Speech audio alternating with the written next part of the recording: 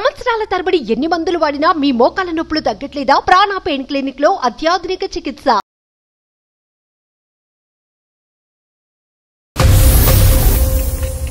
నేను ఎవరితో మాట్లాడకూడదు, ఎవరితో ఫ్రీగా మాట్లాడినా ఎందుకు మాట్లాడావు? మా అక్క చెల్లెళ్ళ వాళ్ళ దగ్గరికి వెళ్తే ఎందుకు వెళ్ళావు అనేటువంటి గొడవ స్టార్ట్ చేస్తారు సార్. మామూలు వంట రూమ్లో వెళ్తా సార్, వంట రూమ్లో వంట చేసుకుంటూ చాకు తీసుకొని కోసేసుకుంటుందండి. నిజంగా ప్రాణాలు తీసుకునే అంత భయంకరమైన గొడవలు అంశాలు ఉన్నాయమ్మా మీ ఇద్దరి మధ్యన? నేను ఎక్కడ కూడా ఏం జరిగినా కూడా నేను అతను ఒక మాట పల్లె తనలేదు. ఏదైనా ఉంటే నన్ను నేను హింసించుకున్నా.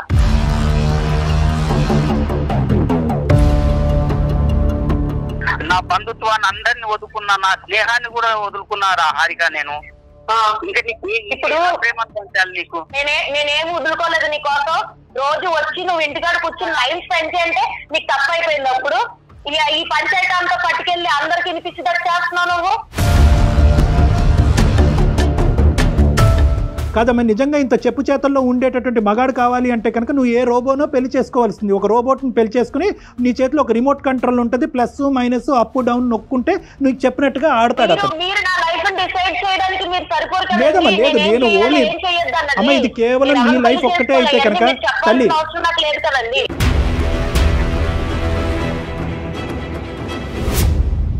డాక్టర్ గారు ఏం చెప్తున్నారు, మీరేం మాట్లాడుతున్నారు, మీరెవరు అని అడుగుతున్నారు. అది డాక్టర్ అయినా అవ్వండి, ఇంకెవరన్నా అవ్వండి, నాకు ఎవరు ఇష్టం లేదు. అది ఏదన్నా మీ ఇద్దరు మా ఇద్దరు ఇంకెవరి ద్వారా నాకు ఇష్టం లేదు.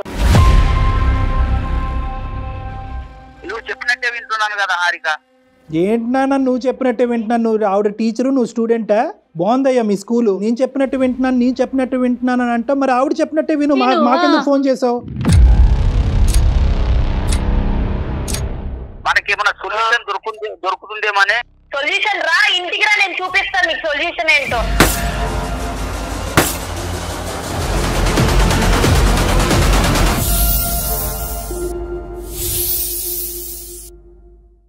నమస్తే కళ్యాణ్ గారు. నమస్తే జయ గారు. నమస్తే కళ్యాణ్ గారు.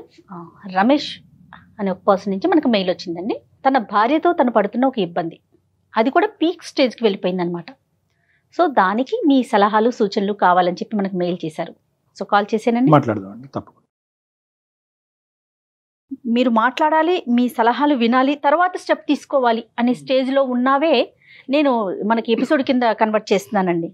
ఎందుకంటే ఎలాంటి నిర్ణయం తీసేసుకుంటారో, ఏం జరుగుతుందో అనే ఒక ఆలోచన మళ్ళీ. నమస్తే అండి రమేష్ గారు, నేను జయానండి, అందమైన జీవితం ప్రోగ్రామ్ నుంచి కాల్ చేస్తున్నాను. నమస్కారం మేడం. నమస్తే అండి. నమస్తే. మీరు మెయిల్ చేశారు. సో నేను డాక్టర్ గారితో మాట్లాడాను. నాతో పాటు డాక్టర్ కళ్యాణ్ చక్రవర్తి గారు కూడా ఉన్నారు. ఓకే మేడం, మాట్లాడతాను మేడం. ఒక్కసారి మీ సమస్యని బ్రీఫ్ గా మాట్లాడండి. రమేష్ గారు నమస్తే. నమస్తే సార్. నమస్కారం సార్. నమస్కారం సార్. చెప్పండి రమేష్ గారు, ఏంటి సమస్య? ఎవరి గురించి? ఎంతకాలం బట్టి? సార్ నాకు మా భార్యదే సమస్య సార్. నాకు ఏంటంటే 10 సంవత్సరాలు అవుతుంది సార్ మాకు మ్యారేజ్ అయ్యి. సార్ మాకు 2 పిల్లలు ఉన్నారు సార్. మాకు ఒకరు 7 years, ఒకరు 6 years సార్. ఓకే. మేము ఇక్కడ హైదరాబాద్ లో నివాసం ఉంటున్నాం సార్. ఇక్కడ ఉద్యోగ రీత్యా ఇక్కడికి వచ్చేసి ఇక్కడ ఉంటున్నాం సార్ మేము. అయితే నాకు సాయంత్రము 6ంటికి జాబ్ అయిపోతుంది సార్. సాయంత్రం 6 తర్వాత ఇంటికి వెళ్ళేసరికి నాకు ఒక 20-25 minutes పడుతుంది సార్ నాకు ఇంటికి వెళ్ళడానికి. ఓకే. ఒకవేళ ట్రాఫిక్ జామ్ అయ్యి లేకపోతే ఏదన్నా అటు ఇటు అయ్యి ఒక 10 నిమిషాలు లేట్ అయితే ఇంట్లో నాకు టార్చర్ ఉంటది సార్.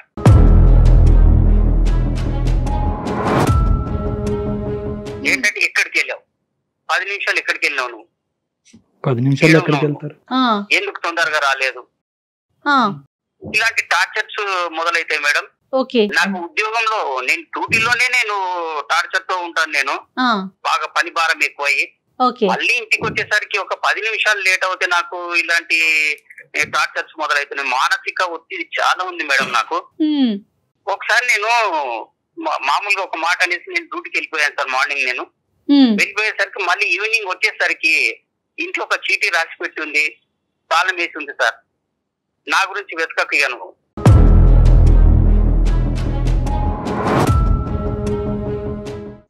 నేను ఎక్కడికైనా వెళ్ళిపోతున్నానని. నేను 2 పిల్లలు తీసుకొని వెళ్ళిపోయింది మేడం.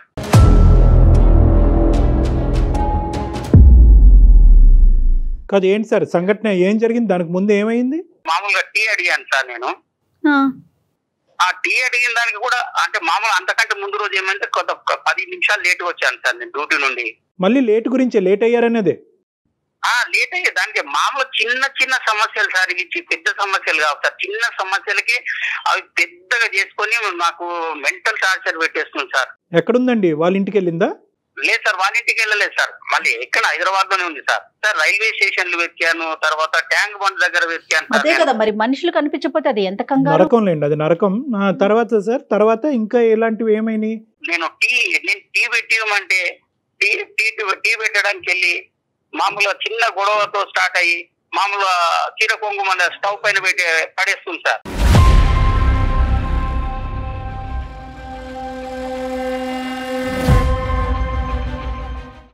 నేను కంగారు పడి మళ్ళీ దాన్ని పోయి ఆర్పాలి సార్. ఆర్పి మళ్ళీ ఏమైంది, ఎందుకు ఇంత చిన్న 2 మాటలు అనుకున్న దానికి మళ్ళీ అంత పెద్ద చేసుకోవడం ఎందుకని నేను ఆర్పేస్తాను సార్. నేను ఆఫీస్ లేనటువంటి రోజు లేదంటే ఆఫీస్ అయిపోయిన తర్వాత ఇంట్లో మీరిద్దరు ఉన్నప్పుడు మీ ఇద్దరి మధ్యన ఎటువంటి భేదాభిప్రాయాలు రావటం వల్ల ఆవిడ ఇంకా ఆత్మహత్య ధోరణిలోకి వెళ్తున్నారు?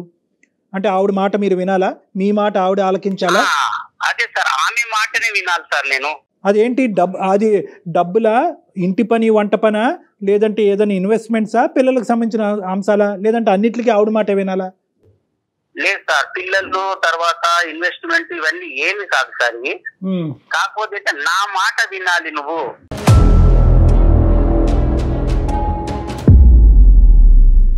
పెళ్ళైన దగ్గర నుంచి ఇంతేనా? పెళ్ళైన దగ్గర నుంచి ఇంతే మేడం. మామూలుగా ఒక 2-3 నెలలు మామూలుగా ఉన్నారు మేడం. ఎన్ని సంవత్సరాలు అవుతుందండి మీకు పెళ్ళయి? 10 సంవత్సరాలు అవుతుంది మేడం. ఇద్దరు పిల్లలు. ఇప్పుడు మా వాళ్ళు ఉన్నారు సార్. మా వాళ్ళ దగ్గరికి నేను వెళ్ళాను అనుకోండి, మా అక్క చెల్లెళ్ళ వాళ్ళ దగ్గరికి వెళ్తే ఎందుకు వెళ్ళావు అనేటువంటి గొడవ స్టార్ట్ చేస్తారు సార్. వాళ్ళ దగ్గరికి వెళ్ళొద్దు, నేను ఎవరి దగ్గరికి వెళ్ళొద్దు, నేను ఎవరితో మాట్లాడకూడదు, ఎవరితో ఫ్రీగా మాట్లాడినా ఎందుకు మాట్లాడావు, ఈ అనుమానంతో మళ్ళీ ఇంటికి వచ్చిన తర్వాత ఏమన్నారు సార్, మళ్ళీ 10 తర్వాత ఇలాంటి టార్చర్ స్టార్ట్ చేస్తుంది సార్. 10 తర్వాత టార్చర్ స్టార్ట్ చేసిన తర్వాత 11-12 అవుతుంది సార్ మాకు ఈ గొడవ, చిన్న గొడవలు. ఇంట్లోంచి వెళ్ళిపోవటం ఒకటి, చీర కొంగ ఏమొచ్చి స్టవ్ మీద వేసి తను హామ్ చేసుకునేటటువంటిది ఇంకా ఏమైనా ఉన్నాయండి ఇలాగా? ఇంకా ఉన్నాయి సార్. మామూలు వంట రూమ్ లో వెళ్తా సార్, వంట రూమ్ లో వంట చేసుకుంటూ చేప తీసుకొని కోసేసుకుంటుందండి.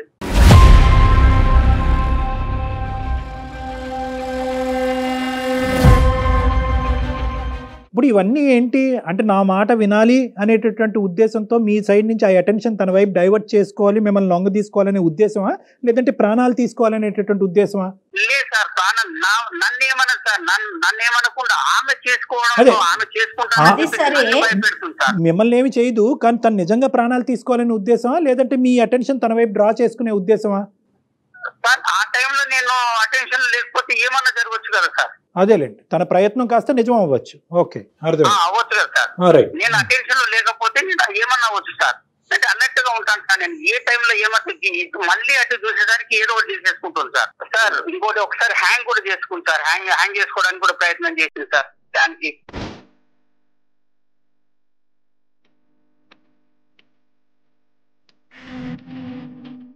ఆవిడ ఇంత భయంకరమైనటువంటి స్టెప్స్ తీసుకోవడానికి మీరేమి ఆవిడ్ని రెచ్చగొట్టే ప్రయత్నం లేదంటే మాటలతో ఏమన్నా ప్రోత్సహించి ఆ విధంగా ఏమన్నా చేస్తున్నారన్నట్టు మీకేం అనిపించట్లేదా? నేను ఏం చేయను సార్, నేను అలాంటివి కూడా ఏం చేయను సార్. ఆమె చెప్పినట్లే వింటాను. ఎప్పుడన్నా ఇలాగా జరిగినప్పుడు ఏమన్నా కొంచెం ఒక మాట ఏమన్నా అన్నప్పుడు నా మాటనే వినాలి నువ్వు. మీకేమన్నా అలవాట్లు ఉన్నాయా సార్? మీకేమన్నా అలవాట్లు ఉన్నాయా, డ్రింకింగ్ కానీ స్మోకింగ్ కానీ? లేవు సార్, నాకు అలాంటివి ఏం లేవు సార్. సార్ నేను ఇంట్లోనే ఈ బాధపడుతున్నాను సార్. నేను బయట అవన్నీ ఎఫెక్ట్ చెల్లబెట్టుకుంటాను సార్ నేను. అదే అర్థమైంది నాకు. మీరు వెళ్ళి మీ పేరెంట్స్కి కానీ వాళ్ళ పేరెంట్స్కి కానీ చెప్పడం జరిగిందా? ఇది ఏమైనా పెద్దల పంచాయతీ వరకు వెళ్ళిందా ఈ అమ్మాయి యొక్క ప్రవర్తన? ఎందుకంటే రేపు పొద్దున ఆ అమ్మాయి ఏమన్నా చేసుకుంటే ఒకటి ఆ అమ్మాయి చనిపోవటం, పిల్లలకి తల్లి లేకుండా అవటమే కాకుండా మీరు కూడా రకరకాల చిక్కుల్లో పడతారు కాబట్టి ఇది ఎప్పుడు ఇంటి బయటకు తీసుకెళ్లారా? లేదు సార్, వాళ్ళ పేరెంట్స్ తో కూడా మాట్లాడాను సార్. వాళ్ళ పేరెంట్స్ ముందు కూడా సూసైడ్ చేసుకోవడానికి అటెంప్ట్ చేసింది సార్.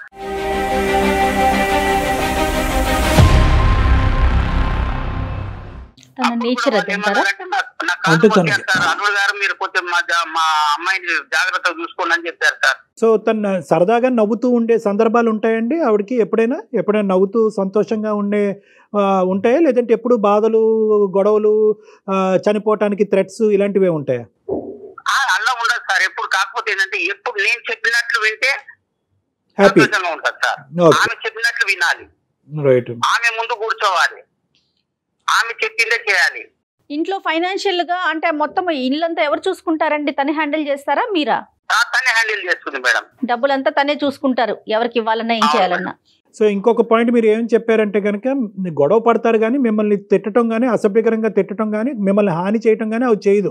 ఏం చేస్తారు, నన్ను ఏమన్నది సార్. కాకపోతే ఏంటంటే ఆమె ఏమన్నా చేసుకుంటే నాకు భయం సార్. నాకు ఒక మానసికమైనటువంటి ఒత్తిడికి లోనయ్యాను సార్ నేను. ఆఫ్ కోర్స్ అది భయంకరమైనటువంటి నరకం లేండి. ఎందుకంటే ఆఫీస్లో కూర్చోలేరు, ఇంట్లో కూర్చోలేరు, ఎక్కడ నిలబడలేరు. తనకు కావాల్సినటువంటి విధానం భర్త పాటించాలి అంటే కనుక తన ప్రాణాలు తీసుకోవటం గురించి కూడా తను వెనకాడదు. తన బాధ్యత ఏంటి, పిల్లలకి తల్లి ఏంటి, రేపొద్దున నిజంగా తను చేసేటటువంటి అటెంప్ట్ నిజమయ్యి తన ప్రాణాలు పోతే కనుక రేపొద్దున వచ్చే పరిస్థితి ఏంటి అన్నది కూడా అమ్మాయికి అర్థం కావట్లేదు. మరి ఒకసారి ఆవిడతో ఏమైనా మాట్లాడదామంటారా? ఆవిడ ఫోన్ ఏమండి మీ వైఫ్ తో ఏమైనా మాట్లాడొచ్చా? మనం డాక్టర్ గారితో మాట్లాడించొచ్చా? వద్దు మేడం. మళ్ళీ నన్ను ఇంటికి వెళ్ళిన తర్వాత నన్ను ఏం చేస్తున్నా నాకు భయం వేస్తుంది మేడం. నాకు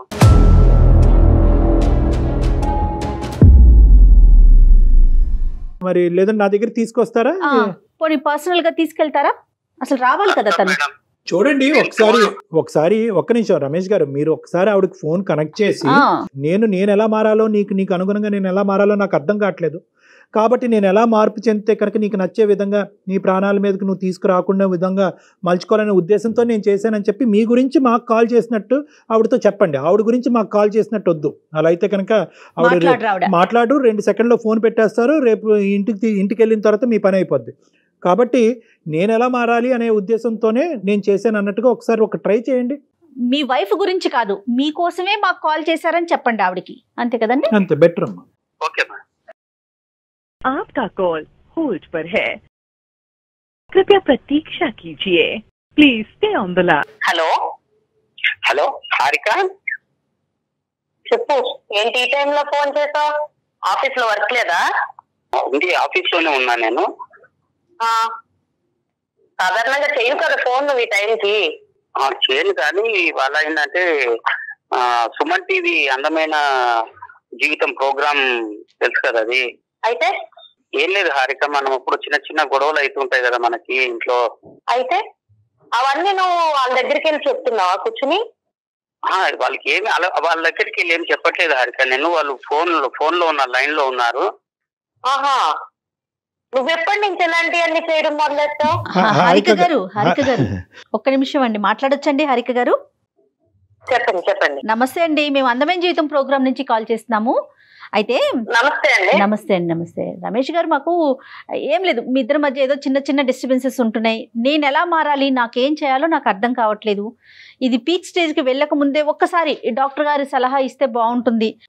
కాదండి, అవన్నీ నాకు చెప్తే సరిపోతుంది కదా, మీ అందరికి చెప్పాల్సిన అవసరం ఇక్కడ అందరూ అంటే ఎవరు లేరండి, మీరు జస్ట్ ఫోన్ కాల్ లో ఫోన్ కాల్ అయినా సరే. అతను ఈ రోజు ఏంటంటే ఇప్పుడుకొచ్చి మీ ఇద్దరి మధ్యన ఉండేటటువంటి పరిస్థితిని ఎవరికి వివరించలేదు, ఎవరికి చెప్పుకోలేదు. ఇది మీరు కూడా అంగీకరిస్తారు కదమ్మా?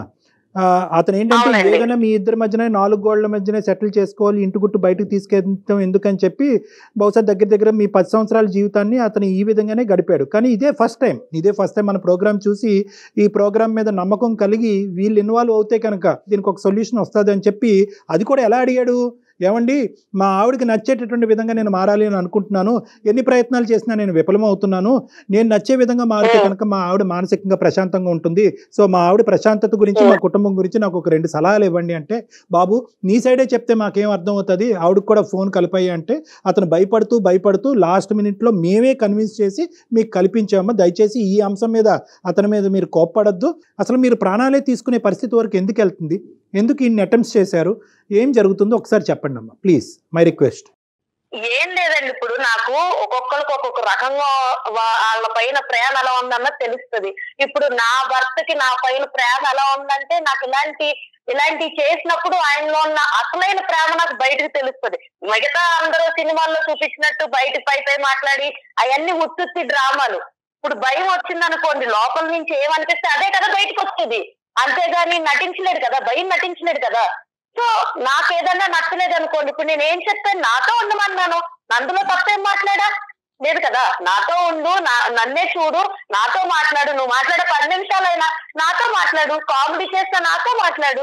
నేను మా అమ్మగారి ఇంటికి వెళ్ళినా కూడా ఈయన్నే తీసుకుని వెళ్తాను, ఎందుకంటే నాకు అక్కడ కూడా ఒకదాన్ని ఉండడం ఇష్టం లేదు కాబట్టి ఈతో ఉండాలనుకుంటున్నా, అందులో తప్పేమని చెప్పండి. అతను మీతో ఉండాలి అన్నది అది ఫుల్ఫిల్ చేయలేకపోతున్నాడా, చేయగలుగుతున్నాడా? చేస్తున్నారండి. ఇప్పుడు దాని గురించి కంప్లైంట్ చేయడం ఎందుకు అని అంటున్నాను నేను.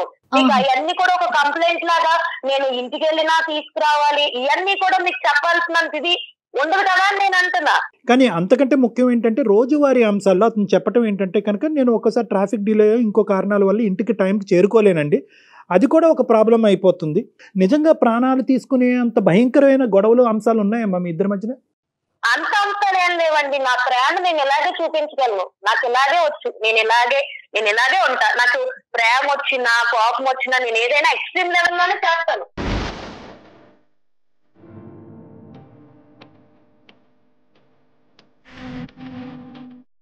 నేను అంత సాదాగా నేను అలా లేనండి, చిన్నప్పటి నుంచి నేను ఎలాగే పెరిగాను. మరి దాని వల్ల పక్కన ఉన్న వాళ్ళకి ఇబ్బంది కలుగుతుంది కదండి. ఒక నిన్ను హింసించుకోవటం అనేది ఒక అలవాటు ఎలా అవుతుందమ్మా? నిన్ను హింసించుకోవటం, బాధ పెట్టుకోవటం ఎలా అలవాటు అవుతుంది? నువ్వు గీసినటువంటి బొమ్మలాగే నలుగురు అందులో ఉండాలి అనేటటువంటిది ఎంతవరకు పాసిబుల్ అవుతుంది? పోనీ అతను గీసినటువంటి విధంగా నువ్వు ఉండగలవా? ఇక్కడ థింగ్ ఏంటంటేనండి, నేను నలుగురిని ఉండాలని నేను కోరుకోవట్లేదు. ఒకటి, నేను ఆయన పెళ్లి చేసుకున్నాను, ఆయన నన్ను పెళ్లి చేసుకున్నాడు, నాకు నా మనిషి అన్న కూడా నాకు తగ్గట్టు ఉండాలన్నది నేను అనుకుంటున్నాను.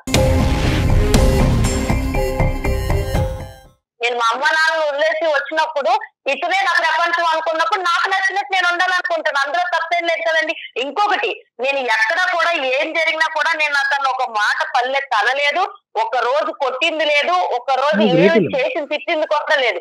ఏదైనా ఉంటే నన్ను నేను హింసించుకుంటున్నా.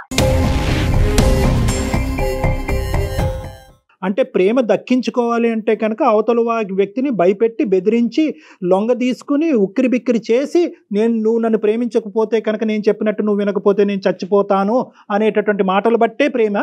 అదొకటేనా నీకు తెలిసినటువంటి ప్రేమ, ఒక మనిషి దగ్గర దక్కించుకునే ప్రేమ?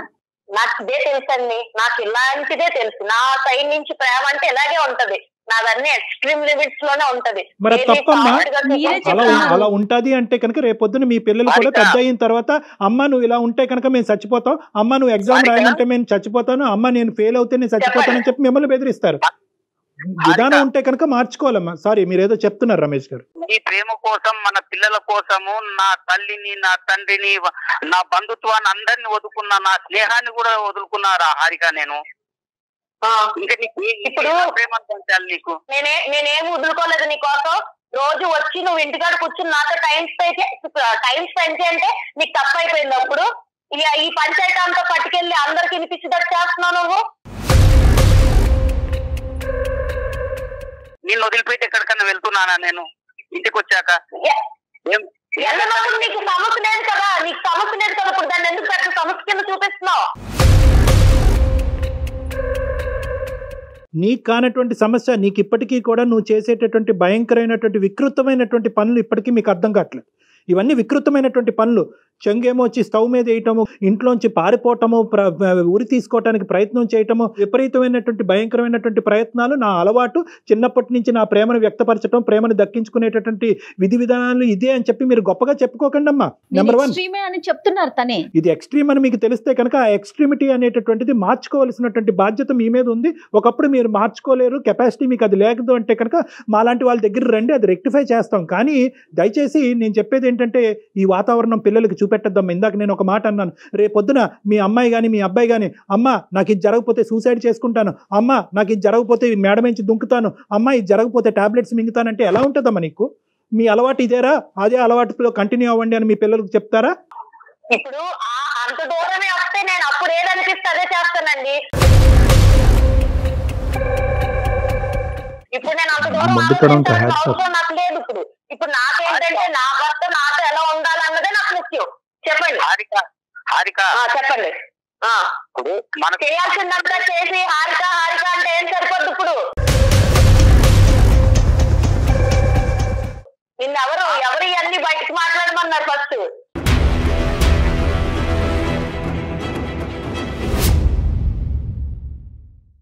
లేదు కాదు హారిక, మనకు పెళ్లి అయి 10 సంవత్సరాలు అవుతుంది, 2 పిల్లలు ఉన్నారు హారిక మనకి. మన పిల్లలకు నాకు గుర్తులేదా? నువ్వు గుర్తు చేస్తున్నప్పుడు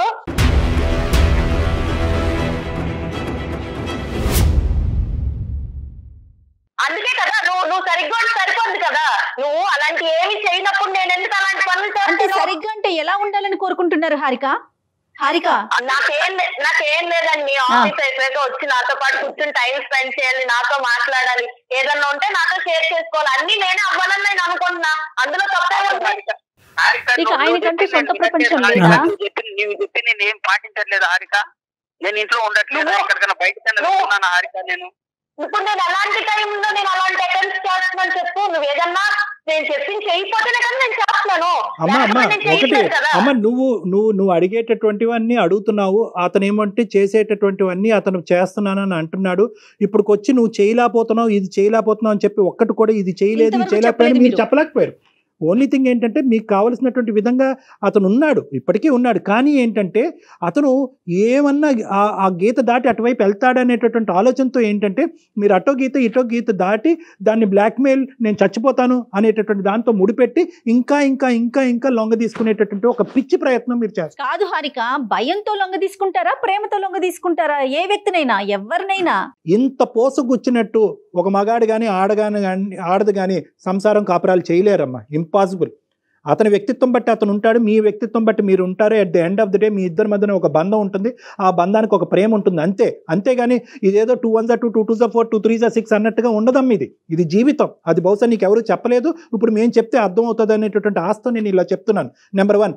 నెంబర్ 2 ఏంటంటే ఈరోజు నిజంగా ఈరోజు ఎంతో అదృష్టం బాగుంది కాబట్టి ఈరోజు నువ్వు నేను మాట్లాడుకుంటున్నావు అమ్మా. నువ్వు చేసినటువంటి ఒక్క అటెంప్ట్ అయినా కూడా ఈరోజు నిజమై ఉంటే కనుక నీ ప్రాణాలే దక్కుండేవి కాదు. ఒక పనికిరాని కారణానికి ప్రాణాలు తీసుకున్న ఒక భార్యగా, ఒక తల్లిగా చరిత్రలో నిలిచిపోతావు నువ్వు.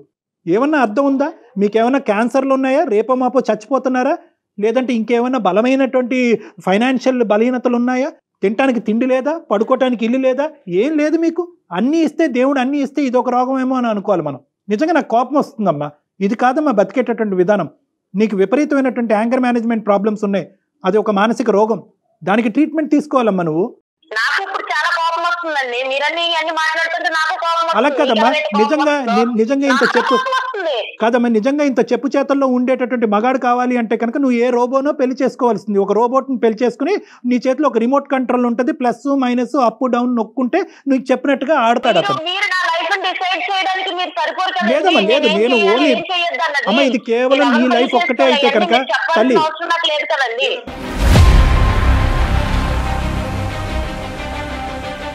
నీ లైఫ్ ఒక్కటే అయితే కనుక నేను ఇలా మాట్లాడినమ్మా. నీ లైఫ్, నీ పిల్లల లైఫ్, నీ భర్త లైఫ్, అందరి లైఫ్స్ ఇక్కడ ముడిపడి ఉన్నాయి కాబట్టి నీకు చెప్తున్నాను.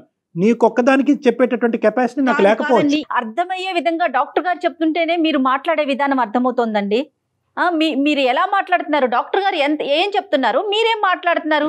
మీరెవరు అని అడుగుతున్నారు. ఏమండి పద్ధతేనా? నాకు ఇదంతా కాదండి. నాకు ఇంకొక పర్సన్ మా రిలేషన్ లో దూరడం నాకు ఇష్టం లేదు.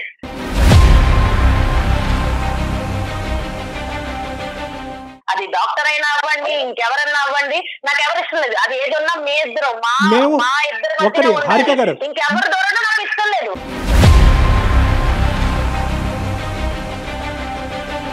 సూపర్, కరెక్ట్ హారిక గారు. ఈ సెకండ్లో మేము ఫోన్ కాల్ కట్టి బయటకు వెళ్ళిపోతాం.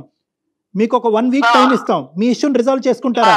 మీ ఇష్యూని మీ ప్రాణాల మీద తీసుకొచ్చుకోకుండా, సూసైడ్ చేసుకుంటాననేటటువంటి మాటలు రాకుండా, అటువంటి అటెంప్ట్లు చేయకుండా, ఇంట్లోంచి పారిపోకుండా మీరు మీ ఇష్యూని రిజాల్వ్ చేసుకునేటట్టు అయితే కనుక మాకెందుకమ్మా, మాకు ఇంకో 2000 మీ ఈమెయిల్స్ వెయిట్ చేస్తున్నాయి. మాకు బాబు మాకు హెల్ప్ చేయండి, బాబు మాకు హెల్ప్ చేయండి అని ఇంకో 2000 ఈమెయిల్స్ మాకు పెండింగ్లో ఉన్నాయి. వాళ్ళకి చేసుకుంటాం పోయి.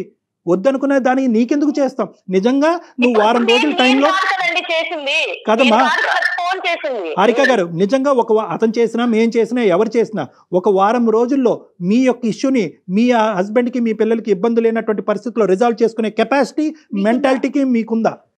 ఏది ఉన్నా అది నేను చూసుకుంటానండి.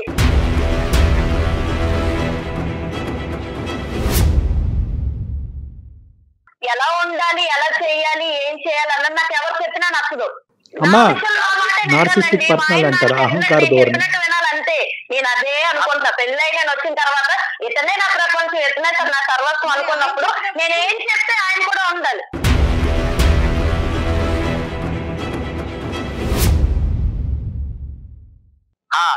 డాక్టర్ గారు మీరు వింటున్నారు కదా, వ్యవహారం రోజు ఇలాగే ఉంటుందండి. నాకు ఇంట్లో టార్చర్ నేను భరించలేకపోతున్నాను సార్. మీరు ఎలాగైనా మాకు ఈ యొక్క సమస్యకు పరిష్కారం చేయాలి సార్. రమేష్ గారు, టార్చర్ అనే పదం మీరు వాడుతున్నారు, మేము అనుకుంటున్నాం, జయ గారు అనుకుంటున్నారు, కానీ అక్కడ ఆవిడ అనుకోవట్లేదు కదా. ఆవిడకి అది టార్చర్ లా కనిపించట్లేదు. అది విధానము, అది ఒక పద్ధతి, ఆవిడ నేర్పరితనము, ఆవిడ ఆలోచన శైలి. పుట్టేరుగా ఆవిడ ఇలాగే బతికిందంట. మా వాళ్ళని అందరిని వదులుకున్నాను సార్, నా ఫ్రెండ్స్ ని వదులుకున్నాను. అదే మీరు చేసిన పొరపాటు.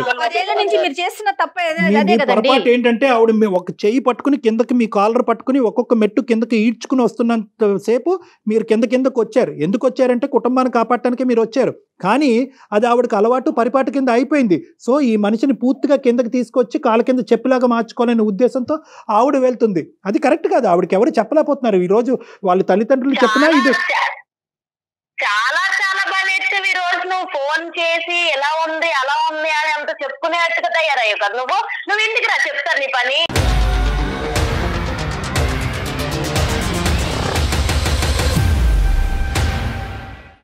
హారిక సారీ అమ్మ మేమేమైనా తప్పుగా మాట్లాడితే క్షమించండి, కానీ ఒక్క నిమిషం ఇంటికి రాస్తే చూద్దాం అని చెప్పి ఈరోజు ఇప్పటి వరకు అతను చూడలేదు అని అన్నావు. ఇప్పుడు ఏంటంటే అతను చూస్తాను అని అంటున్నావు.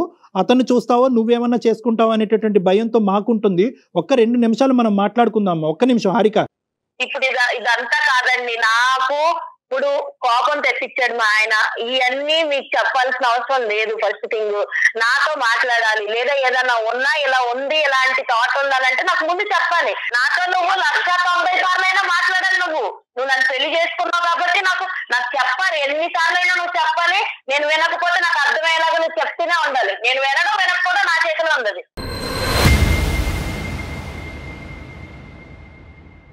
పెద్ద మనుషులే కదా, వాళ్ళే కదా మనకు అంతా చేసేది.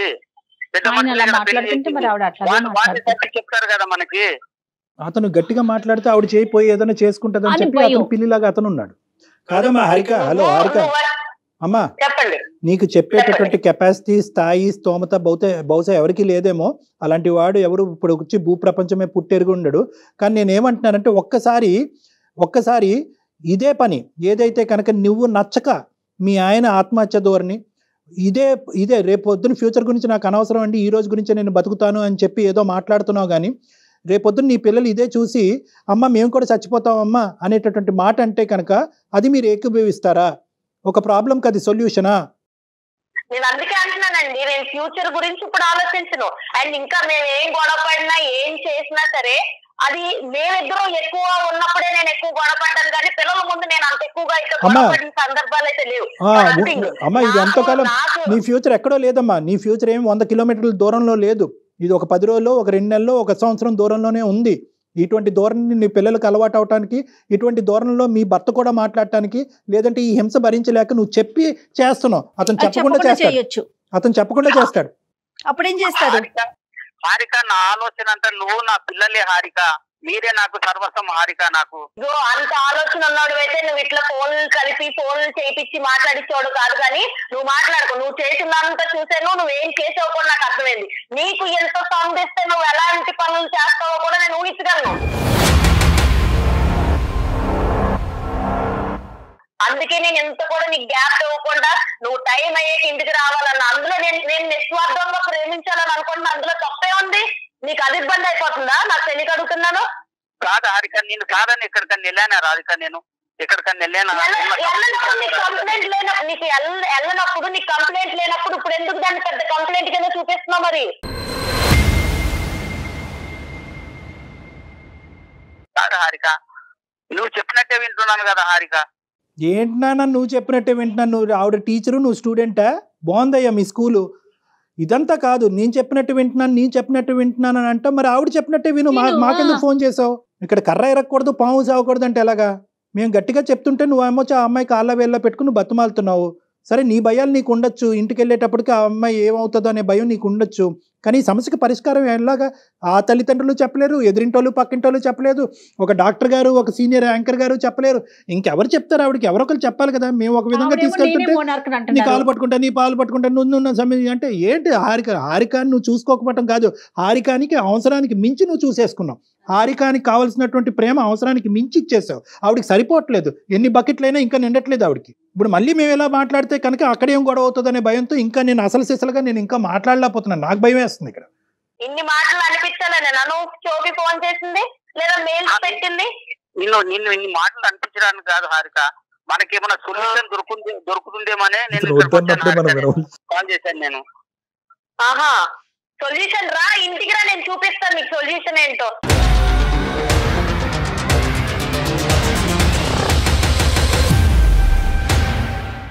ఏం సొల్యూషన్ చేయొచ్చో, ఏం సొల్యూషన్ తయారు చేయొచ్చో నేను బాగా తయారు చేసి పెడతాను నీకోసం. నువ్వైతే ఆఫీస్ అయితే చక్కగా 6:30కి ఇంటికి వచ్చి ఏం సొల్యూషన్ ఉందని నువ్వు చూద్ది కానీ, నీ కల్లారా నువ్వు చూద్ది కానీ. థ్యాంక్ యూ సో మచ్ అండి మీ అందరికి. మీరు మాట్లాడింది నాకు దయచేసి అమ్మ ఒకటి, నువ్వు అతనికి ఏం సొల్యూషన్ ఏ సూప్ పెడతావో నాకు తెలియదు, కానీ నేను ఒకటే అడుగుతున్నాను, ఒక్కసారి అవకాశం ఉంటే కనుక ఈ రోజు అతను చేసినటువంటి తప్పుకి బహుశా అతను మీకు కాల్ చేసి మేమే అతన్ని ఇబ్బంది పెట్టి బలవంతంగా నీకు కాల్ చేయించడం జరిగింది. ఎందుకంటే ఎక్కడో చోట ఒక సానుకూలమైనటువంటి పరిష్కారం ఈ ప్రాబ్లంకి ఉంటుందేమో అనే ఉద్దేశంతో నేనే కలపండి అంటే అతను చాలా భయంతో కలిపాడు. ఇందులో అతను తప్పేం లేదు, బహుశా ఏదైనా తప్పు ఉంటే నాదే. నేను ఒకటే మిమ్మల్ని రిక్వెస్ట్ చేసుకునేది ఏంటంటే, ఒక్క 2-3 రోజులు శాంతియుతమైనటువంటి వాతావరణంలో నా క్లినిక్ వైపు నుంచి మీరు వెళ్ళేటట్టుగా అయితే ఒక్కసారి నా క్లినిక్ రండి ప్లీజ్, మనం కూర్చొని మాట్లాడుకుందాం. సరే అండి, నాకైతే ప్రస్తుతానికి ఎవరి వాదనలు ఎవరి పరిష్కారాలు వినే ఉద్దేశం అయితే నాకు లేదు. ఒక్కరికి ఈ రోజు మీరైతే మాట్లాడారు కాబట్టి థ్యాంక్ యూ సో మచ్. దానికోసం అయితే ఉంటాను. మరి